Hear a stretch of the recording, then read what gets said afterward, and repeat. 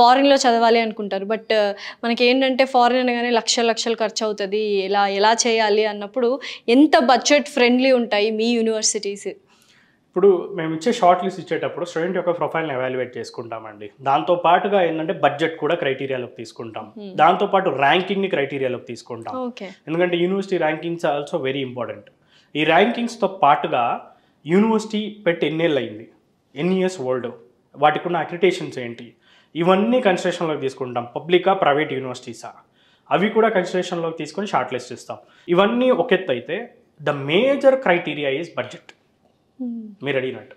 So ఈ budget విషయానికి వస్తే ఏంటంటే అందరికి ఉన్న అపోహ మీరు చెప్పినట్టు ఏంటంటే యూఎస్లో చదవాలనుకుంటే అన్ని లక్షలు అవుతుంది, ఇన్ని లక్షలు అవుతుంది, అంత స్పెండ్ చేయాలి, డబ్బులు ఇంత స్పెండ్ చేయాలి, అంత ఈజీ కాదు, అమ్మో యుఎస్ఆ అనే ఫీలింగ్ అనేది చాలా మందిలో ఉందండి. కరెక్ట్. కానీ ఒరిజినాలిటీలో కనుక చూసుకుంటే యూఎస్లో minimum to minimum budget 11 to 12 lakhsలో టోటల్ కోర్స్ అయిపోయే యూనివర్సిటీస్ ఉన్నాయి. 11 to 12 lakhs నుంచి స్టార్ట్ అయ్యి ఆల్మోస్ట్ 50 lakhs వరకు ఉన్నాయి.